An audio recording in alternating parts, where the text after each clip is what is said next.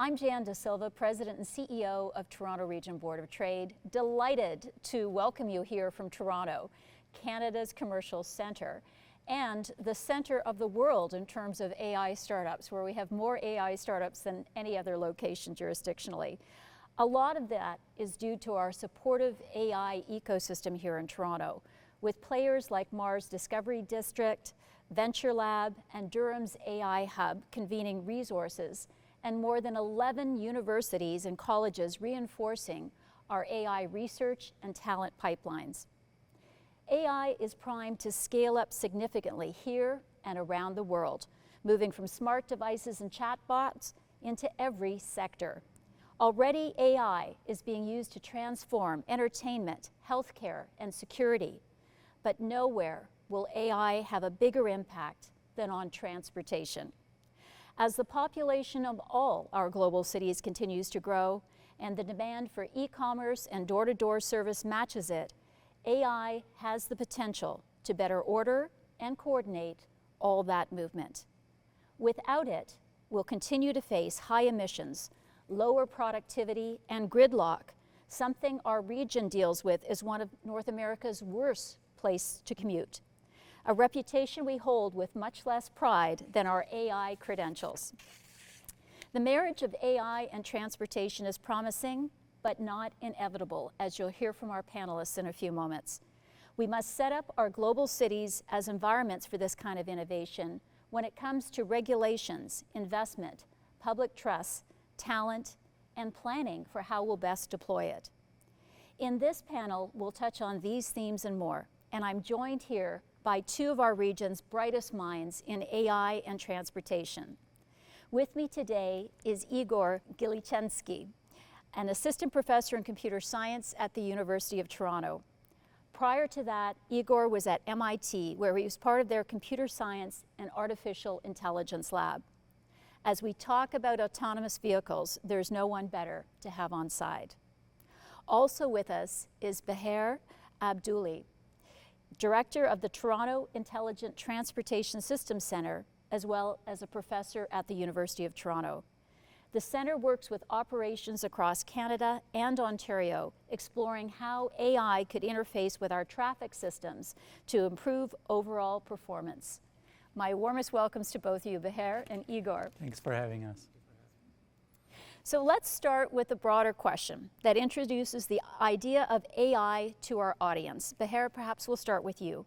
What does it mean for computers to learn, and what applications does that have for both your research areas? Let's start with you, Beher, and then over to you, Igor. Well, an example that is easy to relate to, a child or a toddler learns how to walk without a teacher. They just get up and take a couple of steps, fall to the right, fall to the left, and a few bumps later they are above the fridge, under the bed, and if you can only catch them. So can we make a traffic light learn the same way? If we put on a traffic light, for instance, eyes to see, like cameras and LiDAR sensors, and then as they see approaching traffic, they learn how to time themselves precisely in accordance to the approaching traffic, so to avoid wasting time. I'm sure as drivers, all of us have seen traffic lights burn green. We teach them, or we make them learn not to do that. Gonna be on their tippy toes, agile and efficient with time. Excellent. I can't wait for that to happen. I can't tell you how often I'm sitting at a red light and there's no one going through the green. We're working on it. Igor? Another type of learning that we are also using a lot in robotics is actually based on seeing many examples. And this seeing many examples, it's actually not only used in robotics, it's also used beyond. Examples can be examples of objects that were recorded from a camera, and examples of some classifications of speech. And based on these examples, similar to the inspiration that we get from a teacher who shows us how to do something a few times and then we try to mimic it, in a similar way, very, very loosely spoken, a neural network that is now a very common way of doing AI is learning to predict, for example, what objects are on the road, or what type of image am I seeing, And these types of predictions are then used for further processing in robotic decision making. Yeah. And it's a very complex element because you've got distracted pedestrians and drivers and humans that it's very hard to predict where they're going to be going. Yes, that's actually one of the biggest challenges, anticipating behaviors and anticipating very rare cases is one of the things that will probably make us problems for years to come. As I said off the top, self-driving and autonomous vehicles could offer one of the most momentous transformations in urban life. Igor, what will these transformations look like, and what roadblocks are we hitting to get there? I mean, I think some of the transformations we cannot even imagine, in the same way as we couldn't anticipate all the transformations that will be possible once the phone became a smartphone. But one thing that is relatively certain is that by not having to drive, once we reach that point, not having to steer the vehicle, we will have several effects. One effect is that we will have more time that we can spend in the car doing other things. And this time might make it for us more likely to spend time in the car. But also the other effect is that the car won't need us. It won't even need to be located in the same spaces where we live. So this will free up potentially a lot of parking spaces for urban development.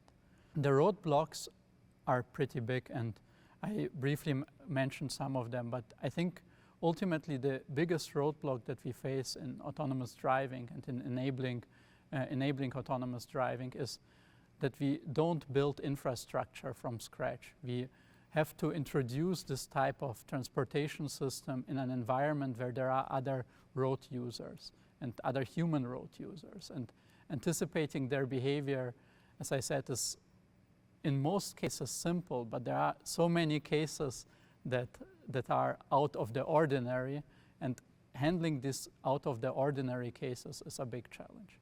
Self-driving cars, Bahira, we were talking about this before we came on stage. I mean, it has the potential to be a huge solution to our movement woes, but it could also be a challenge if it's not planned right. And smarter traffic management is a critical element of this. How does the implementation horizon of AI traffic management compare to autonomous vehicles? Are we facing challenges that differ from broader AI obstacles? And can you also circle back on how do we best deploy this so it's not creating more chaos on the road? Yeah, interestingly, you used the word transformation. So AVs, yeah, will be very transformative. But transformation is a double-edged sword. It cuts both ways. It can be very positive, but it could be very negative on the other hand. So an example of how it would be very positive if AVs are smart enough to drive in tight formations with small headway and higher speed, then road capacities would increase double or triple without having to build any more infrastructure. So this is a boost that we can all make use of. But on the other hand, if an AV, for instance, is very cautious, if you have adaptive cruise control in your car and you see how much space it leaves in front of it just to make you comfortable and be on the cautious side, then that reduces road capacity. So if the AV is superhuman, then it's very beneficial. If it is very cautious and subhuman, then it could be detrimental. So that's from the driving task perspective. Now from the city perspective, if AVs are used in a useful way, for instance, complement public transit, GO Transit and subway lines and so on, then it would be very, very helpful because they serve a need and a gap in the infrastructure furnishing the first mile and last mile leg of a trip. But again, on the negative side, if we become very dependent on cars, you take the pain of driving away. I'm not like holding my steering wheel anymore and watching a movie or answering my emails and so on. That means I can be in the car for longer. So that potentially can create longer commutes, can potentially feed urban sprawl, which are side effects that we do not want. So that transformation, as I said, is like a double-edged sword. It depends what we do with the technology. Now, in terms of making the car smart, that's obviously necessary, but it's not sufficient because we have to make the infrastructure also smart. For example, like a smart car is aware of its immediate environment, like other cars that it doesn't want to crash into and so on, but it doesn't know that there's congestion ahead or there is a merging traffic from an on-ramp ahead. The infrastructure can know that, so the infrastructure is equally smart, aware of the traffic seen all over the city, and can transmit this information to approaching AVs. Then they become aware and slow down before feeding into congestion. You can actually use the AVs themselves to regulate traffic. If you have 2-3 AVs in 3 lanes, they can hold back if we wanted to and pace the traffic going into a certain area. Yeah, so as you're saying, it's much more than just the vehicle. It's everything around that, and it's going to be quite a challenge to get all of that infrastructure built. On that note, there is, like in research, vehicle-to-infrastructure communication and how both can collaborate. A traffic light can tell an approaching vehicle, I'm switching in 20 seconds. And an approaching vehicle can tell the traffic light, I and many around me are coming your way, so give us green as soon as you can. So this collaboration can be synergetic. Well, another challenge that we're facing now, coming through the pandemic, is e-commerce. We've accelerated the adoption of e-commerce across our cities, and as I said in my opening remarks, one of our titles that we don't bear too proudly is that we're one of the worst commuting destinations in North America. So with e-commerce distributors around the region increasing more than 50% in volumes of activity versus pre-COVID, how can AI help us better move goods as well as people? And what are your thoughts in terms of not just the final delivery, but also the supply chains that need to feed those fulfillment centers that ultimately, and the product manufacturers? So Igor, should we start with you? Yeah, sure. So the interesting thing about e-commerce is that e-commerce firms, particularly larger e-commerce firms, and also logistic firms, have been one of the early adopters of using not only AI, but they have been also very early of using information technology for optimizing all types of processes. That being said, particularly in my area of expertise in robotics, there is a huge potential that we will still see realized over the next couple of decades. And this potential lies in all aspects of commerce, not only in e-commerce, but even in things such as restocking of supermarkets that will be possible to automate due to deployment of robots that not only can navigate but also grasp and take objects and place them on shelves. So I'm looking more on the optimistic side in terms of what will happen in e-commerce, because in that space I think the companies are very aware of the potentials that they can achieve through realizing robotics projects and through realizing AI projects and deploying them into their supply chains. And in some areas the technology is not there yet, but I think we're on a good way, and I'm certain that this is an area where we will see a lot of development in the coming years. Bahir, your thoughts on this topic?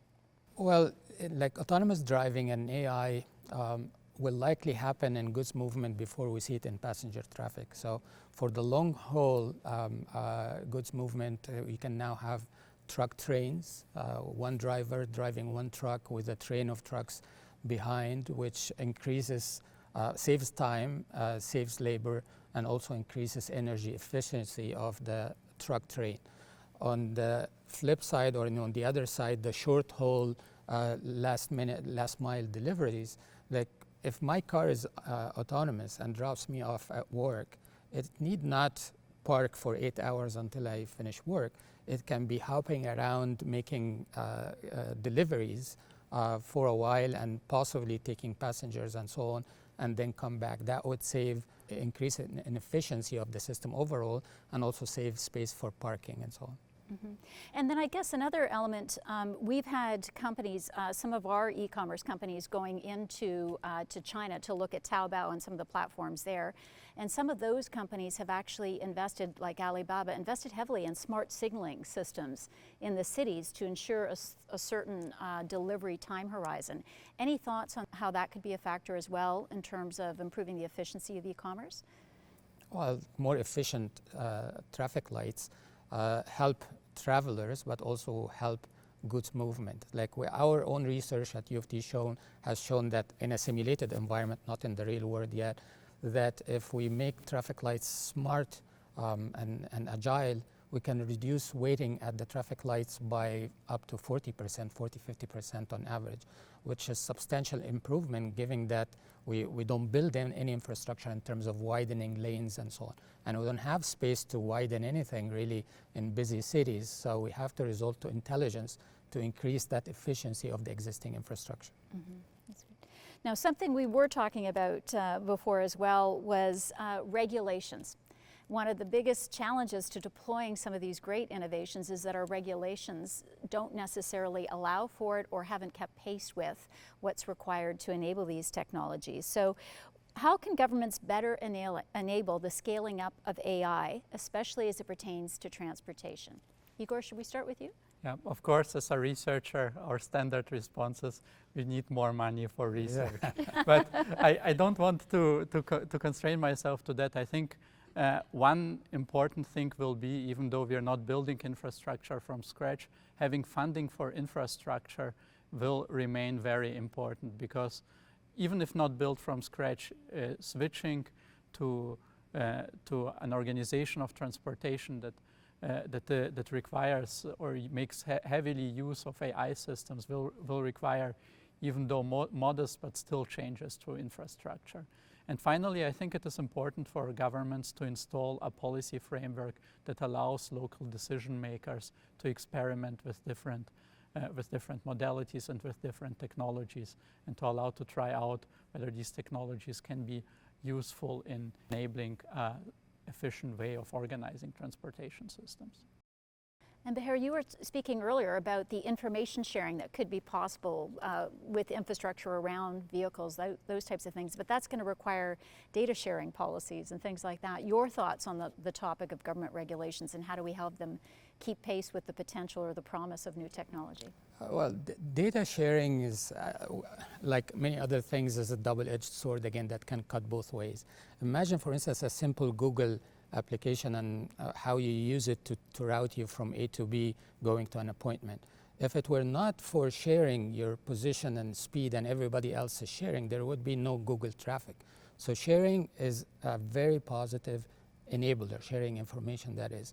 On the other hand, we are also all aware how much Google knows about us and where we go and how much we buy and so on. So there is this privacy invasive angle of information sharing. So the challenge is to enable information distribution and sharing, but to be careful about preventing abuse of information, resale of information, hacking, and all the way up to potentially terrorism and so on. That's on the data sharing note. On what governments can help with in general in the space of AI and intelligent transportation, I always say that between innovation and implementation, there is a death valley, like there is a gap. So we need a bridge to cross that gap. If you have something new and innovative, nobody wants to procure it because it hasn't been done before. So that's an oxymoron, like, yeah, it is an innovation by definition, it hasn't been done before.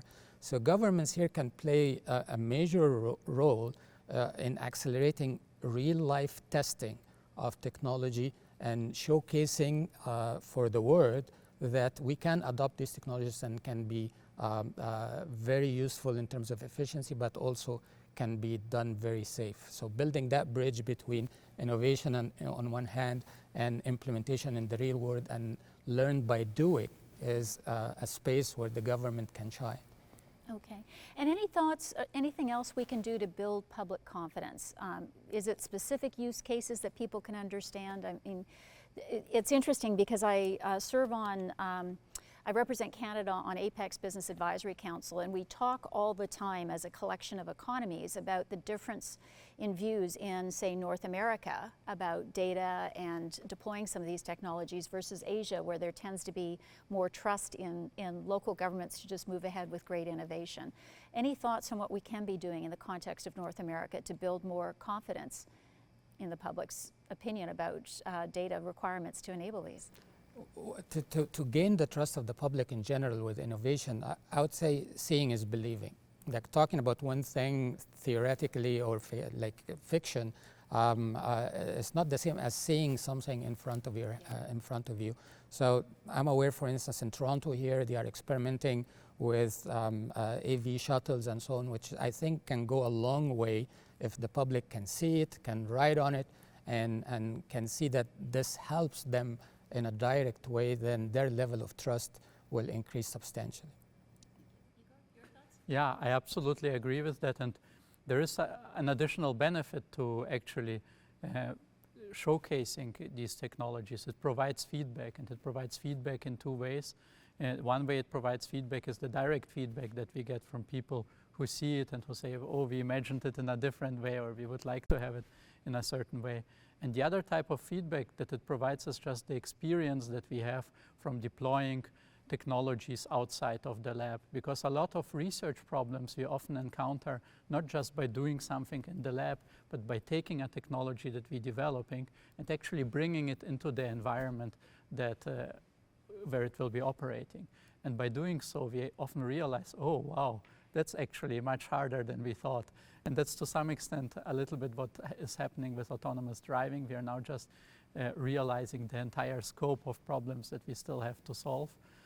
But on the other hand, it's still exciting because we also see the first applications and first deployments of this technology. Yeah, and the pilots make so much sense because it's scary to think about manned and unmanned vehicles on the road trying to navigate the same lanes. That's all the time we have for this discussion. I want to thank Igor and Bahir for your time and your insights today. Thanks so much. Lots of excitement about the potential and what's being developed here in Toronto and elsewhere in the AV and AI deployment around transportation systems as well. As you've said, Bahir, so much potential if we figure out the implementation right and what is it we're trying to solve for. The excitement about what's happening with robotics and how that can really smooth out supply chains and e-commerce and even our grocery stores. I mean, there's so much ahead that's very exciting for us. So I'd like to thank Toronto Global, Destination Toronto, and all our citywide partners for helping represent our region on this international stage. Please enjoy the rest of the sessions, and we hope to host you all here in Toronto sometime soon. Thank you. Thank you.